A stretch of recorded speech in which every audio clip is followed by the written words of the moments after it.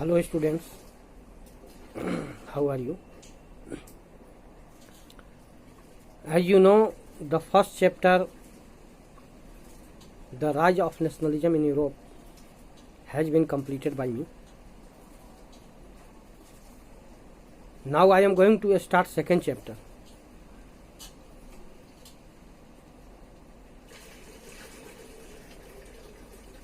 Second chapter from NCERT book, History subject, class 10. The name of the chapter is Nationalism in India. Look here. Nationalism in India. This is the chapter. This is the second chapter.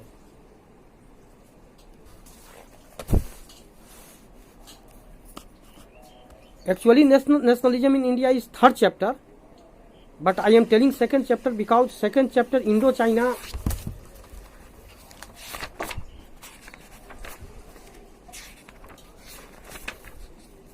the second chapter, the nationalist movement in Indo-China, that is not included in the syllabus of 10th class. So the nationalist movement in Indo-China second chapter we will not study because this chapter has not been included in the present or in the current syllabus in a standard 10th. That's why I am going to teach you the third chapter, Nationalism in India, because it is included in the syllabus, in the current syllabus, in the present syllabus.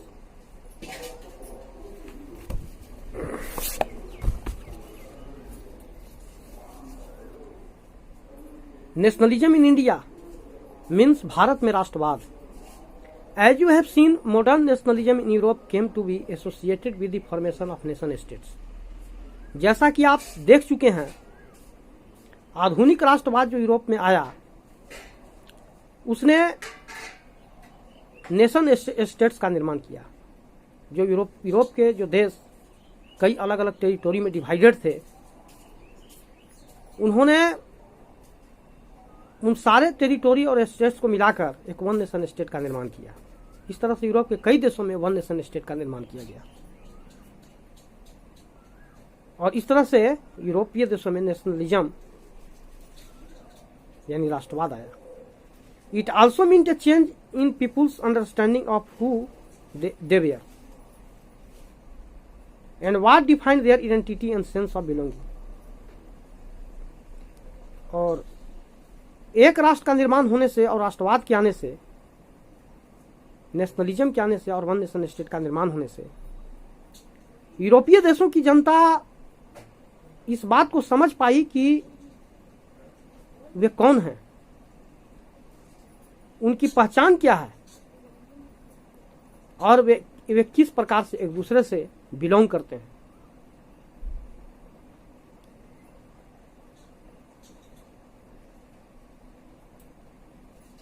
New symbols and icons, new songs and ideas forged new links and redefined the boundaries of communities.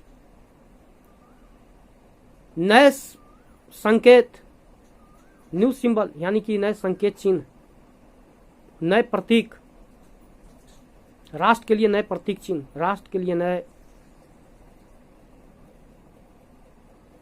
Symbol और new song, राष्ट्रवाद को जगाने के लिए गाए जाने वाले नए नए गीत और विचारधारा मीन्स राष्ट्रवादी विचारधारा. ने जनजाति समुदाय के लोगों की सीमा को, बाउंड्रीज ऑफ कम्युनिटी, समुदाय के लोगों की सीमा को नए तरीके से परिभाषित किया. जब वहां पर वन नेशन स्टेट का निर्माण हुआ तो उन्हें यह समझ में आ गया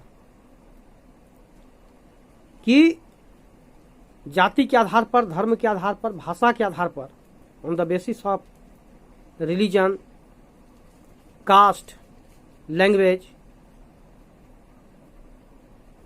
दे can be different but ultimately they are the people of same nation.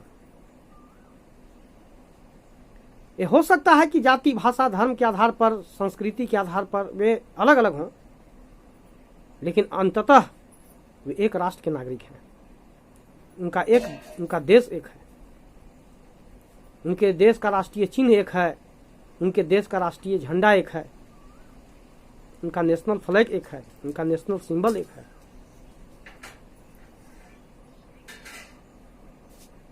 उनकी देश की सीमा एक है, उनके देश का करेंसी, उनके देश की मुद्रा एक है।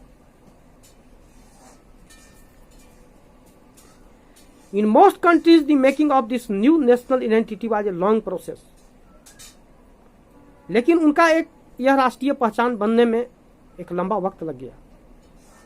इसके लिए बहुत लंबा राष्ट्रीय संघर्ष हुआ, नेशनल स्ट्रगल हुआ, और तब जाकर के उनका एक नेशनल आइडेंटिफिकेशन हो पाया। और फिर जब नेशनल आइडेंटिफिकेशन हुआ तो उनका एक नेशनल फ्लैग हो गया, एक नेशनल सॉन्ग हो गया, एक नेशनल एंथम हो गया, और इस तरह से वो एक राष्ट्र के रूप में कन्वर्ट हो गए। जो पहले अलग अलग टेरिटोरी और स्टेट्स में बटे हुए थे और अलग अलग टेरिटोरी स्टेट के अलग अलग रूलर होते थे, अब वो एक वन नेशन स्टेट बन चुके थे और अब उनकी अपनी एक नेशनलिटी थी, उनका अपना एक राष्ट्रीय पहचान था। How did this consciousness emerge in India? Bharat में इस प्रकार की चेतना का प्रादुर्भाव कैसे हुआ? मतलब भारत में राष्ट्रवाद की चेतना का प्रादुर्भाव कैसे हुआ? इंडिया में आइडिया ऑफ नेशन कैसे आया? इंडिया में आइडिया ऑफ नेशनलिज्म कैसे आया? इसके बारे में हम लोग पढ़ेंगे। In India as in Vietnam and many other colonies, the growth of modern nationalism is intimately connected to the anti colonial movement. जहां तक भारत में जो राष्ट्रवादी विचारधारा जो आया, राष्ट्रवाद की भावना जो आई, लोगों में राष्ट्रीय चेतना जो जागृत हुआ, वो ठीक वियतनाम की तरह ही हुआ। वियतनाम को भी कई देशों से संघर्ष करना पड़ा। वियतनामी लोगों ने फ्रांस के खिलाफ संघर्ष किया, अमेरिका के खिलाफ संघर्ष किया, लेकिन इस संघर्ष के दौरान ही उनके अंदर में मॉडर्न नेशनलिज्म का ग्रोथ हुआ, आधुनिक राष्ट्रवाद का विकास हुआ। उसी प्रकार से इंडिया में जब इंडिपेंडेंस मूवमेंट चल रहा था, जब फ्रीडम मूवमेंट चल रहा था, उस समय लोगों में एक राजनीतिक चेतना जागृत हुआ, एक राष्ट्रवादी चेतना जागृत हुआ। People began discovering their unity in the process of their struggle with colonialism. क्योंकि चाहे वियतनाम हो या इंडिया हो, इन लोगों ने औपनिवेशिक शासन के विरुद्ध, कॉलोनियल पावर के विरुद्ध इन लोगों ने संघर्ष किया। इसलिए उन लोगों के अंदर में जो राष्ट्रवादी चेतना का विकास हुआ, वह राष्ट्रवादी चेतना राष्ट्रीय संघर्ष के कारण हुआ, नेशनल स्ट्रगल के कारण हुआ, नेशनल मूवमेंट के कारण हुआ। The sense of being oppressed under colonialism provided a shared bond that tied many different groups together, but each class and group felt the effects of colonialism differently. People जिन्होंने कि औपनिवेशिक शासन के विरुद्ध संघर्ष किया, और संघर्ष के दौरान ही उन्होंने राष्ट्रवाद की खोज की, और उन्होंने एकता की खोजी, नेशनल यूनिटी का खोज किया, नेशनल इंटेग्रिटी का खोज किया, राष्ट्रीय एकता और अखंडता की खोज की। उन्हें समझ में आ गया कि unity is the best strength. अगर हम एकताबद्ध होते हैं, यूनाइट होते हैं, तो हम औपनिवेशिक शासन को समाप्त कर सकते हैं, कॉलोनियल रूल को हम समाप्त कर सकते हैं, और हम देश को आजाद करा सकते हैं, और हम एक वन नेशन स्टेट का निर्माण कर सकते हैं। और तब हमारे यहाँ यूनिटी और इंटेग्रिटी यानी एकता और अखंडता बनी रहेगी। The sense of being oppressed under colonialism provided a shared bond that tied many different groups together. क्योंकि नेशनल मूवमेंट, भारत में नेशनल मूवमेंट के समय विभिन्न सोशल ग्रुप के लोगों ने स्ट्रगल किया, और वो सभी ब्रिटिश आर्मी द्वारा, ब्रिटिश पुलिस द्वारा या ब्रिटिश गवर्नमेंट के द्वारा उनको ऑपरेस्ट किया गया, प्रताड़ित किया गया। इसलिए वो सभी अंग्रेजों के सताए हुए थे। इसलिए वो सभी सोशल ग्रुप के लोग जो भारतीय थे वो यूनाइट हो गए।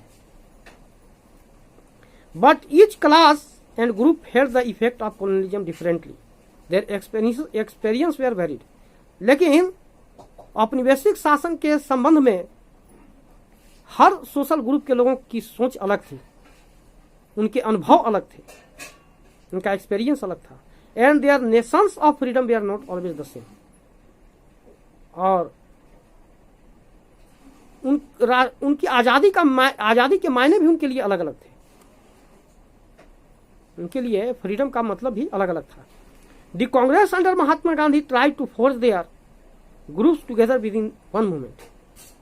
महात्मा गांधी के नेतृत्व में कांग्रेस पार्टी राष्ट्रीय आंदोलन को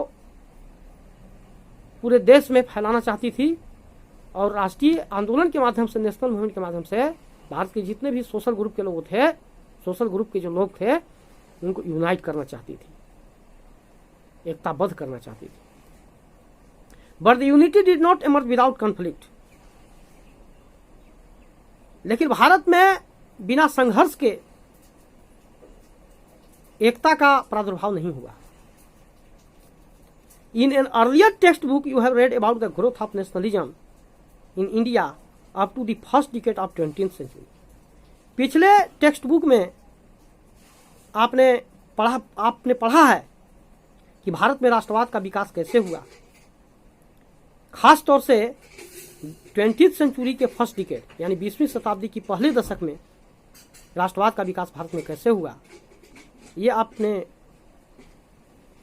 पिछले टेक्स्ट बुक में आपने इसको पढ़ा है.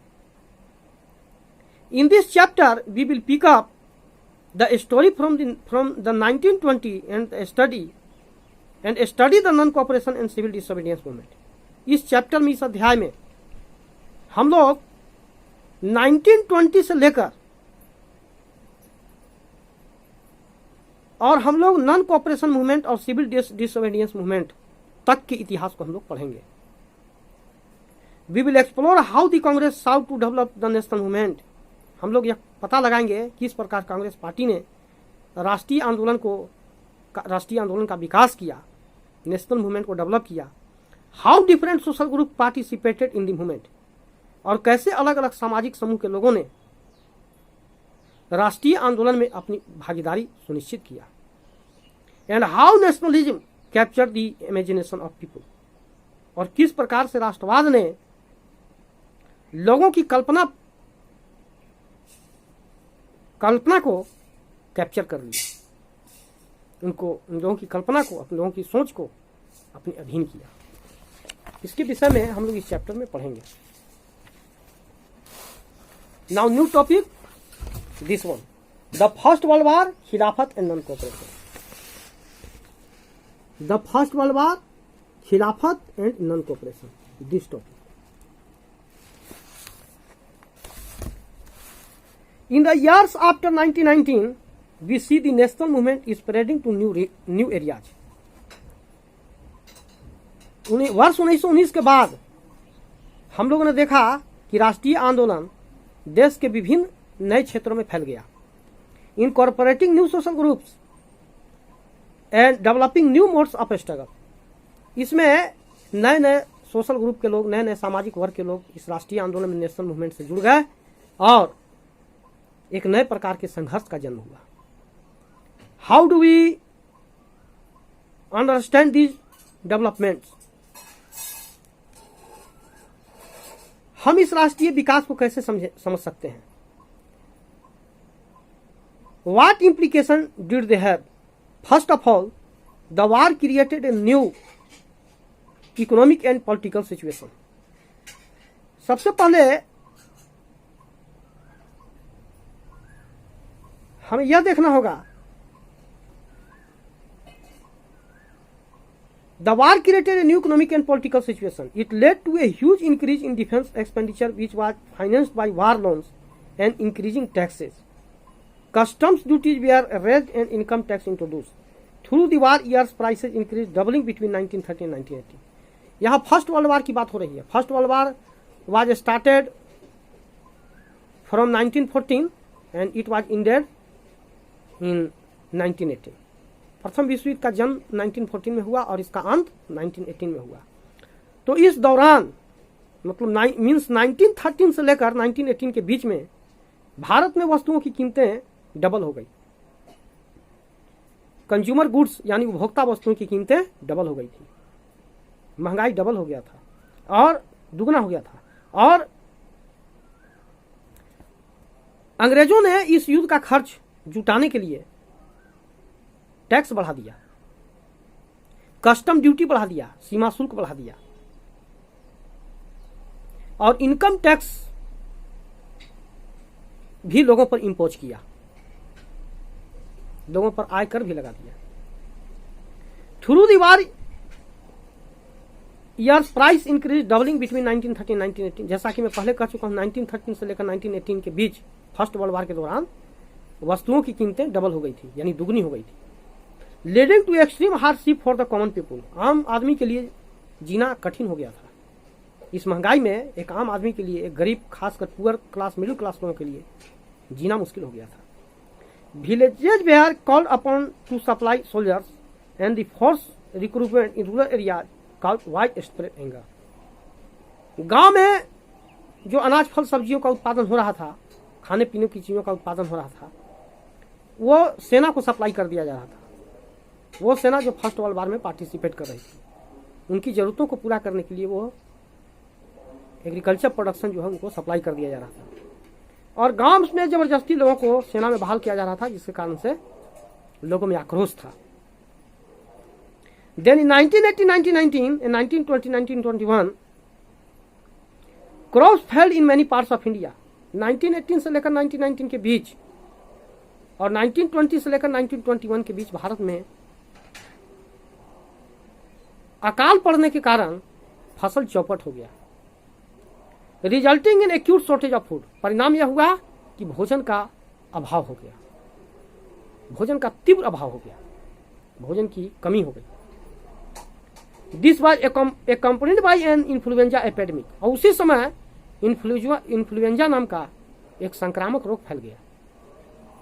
According to the census of 1921, 12 to 13 million people perished as a result of famine and epidemic। 1921 की जनगणना के अनुसार लगभग 12 से 13 मिलियन लोग उस अकाल और संक्रामक रोग की चपेट में आकर मर गए।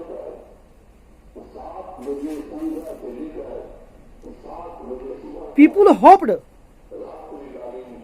लगभग 12 से 13 मिलियन लोग अकाल और संक्रामक रोग से मर गए, प्रभावित हो गए।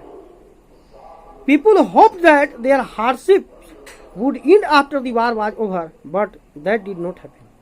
लोगों ने आशा उम्मीद किया था कि फर्स्ट वर्ल्ड वार समाप्त होने के बाद उनके संकट टल जाएंगे, लेकिन ऐसा कुछ भी नहीं हुआ। फर्स्ट वर्ल्ड वार समाप्त होने के बावजूद भी उनके संकट नहीं टले, उनके ऊपर जो आपदा, जो विपत्ति आई थी, वो नहीं टला।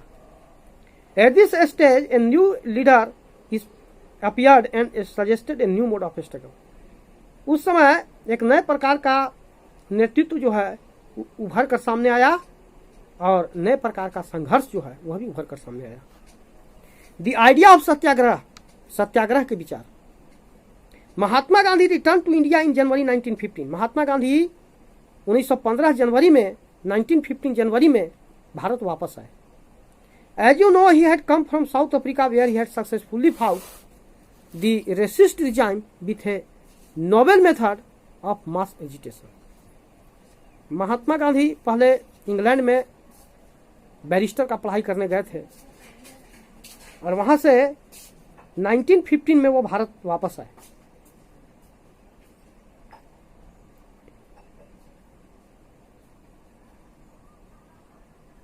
इसके बाद वो फिर साउथ अफ्रीका चले गए। इंडिया आए 1915 जनवरी 1915 में, फिर वो साउथ अफ्रीका चले गए। एक केस के सिलसिले में वो साउथ अफ्रीका गए, लेकिन वहां पर अंग्रेजों की जो रंग भेद नीति थी, जो वहां पर रेशियल डिस्क्रिमिनेशन था, गोरा और काला का जो भेद था, उसके खिलाफ में महात्मा गांधी को वहां पर संघर्ष करना पड़ा, आंदोलन करना पड़ा। The racist design with a novel method of mass agitation which he called satyagraha. तो गोरे अंग्रेजों के खिलाफ महात्मा गांधी ने काले अफ्रीकियों के पक्ष में और इंडियन लोगों के पक्ष में, जो अफ्रीका में रहते थे, जो जिस पॉलिटिकल वेपन का इस्तेमाल किया उसको सत्याग्रह कहा जाता है। The idea of satyagraha emphasise the power of truth and the need to search for truth. Satyagraha की विचार जो है इस बात पर जोर देता है, वो सत्य पर जोर देता है। सत्याग्रह का विचार सत्य पर जोर देता है और सत्य की खोज की आवश्यकता पर बल देता है। It suggested that if the cause was true, if the struggle was against injustice, then physical force was not necessary to fight the oppression. Satyagraha का विचारधारा हमें यह बतलाता है कि अगर आप सच्चाई के लिए लड़ रहे हैं, अगर आप अन्याय के विरुद्ध संघर्ष कर रहे हैं, तो कोई भी शारीरिक बल का प्रयोग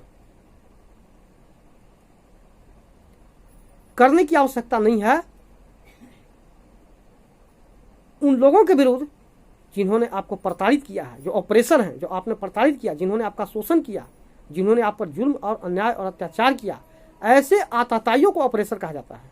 तो ऐसे ऑपरेशन के विरुद्ध सत्याग्रह में उनको किसी प्रकार का फिजिकल फोर्स इस्तेमाल करने की आवश्यकता नहीं है और नॉन वायलेंट के दायरे में रहकर, नॉन वायलेंस के दायरे में रहकर आप ऑपरेशन के विरुद्ध स्ट्रगल कर सकते हैं। यह महात्मा गांधी के सत्याग्रही विचार थे। विदाउट सीकिंग वेंजेंस और being aggressive, a satyagrahi could win the battle through non violence. एक सत्याग्रही बिना किसी शारीरिक बल का इस्तेमाल किए, बिना किसी हथियार या औजार का इस्तेमाल किए, सत्य और अहिंसा के बल पर वह उस युद्ध को जीत सकता है, उस लड़ाई को जीत सकता है। This could be done by appealing to the conscience of the oppression. Satyagraha के विचार आतताई को परिवर्तित होने पर मजबूर कर देते हैं, उनमें बदलाव ले आते हैं, परिवर्तन ले आते हैं, उनका हृदय परिवर्तन हो जाता है। People including the oppressors had to be persuaded to see the truth instead of being forced to accept truth through the use of violence.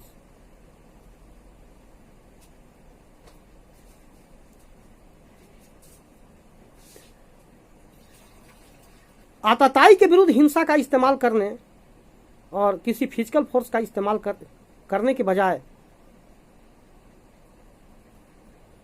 सत्याग्रह का विचार अहिंसा और सत्य पर बल देता है। By this struggle truth was bound to ultimately triumph. Mahatma Gandhi believe that the dharma of non violence could unite all Indians. Mahatma Gandhi के ऐसे विचार थे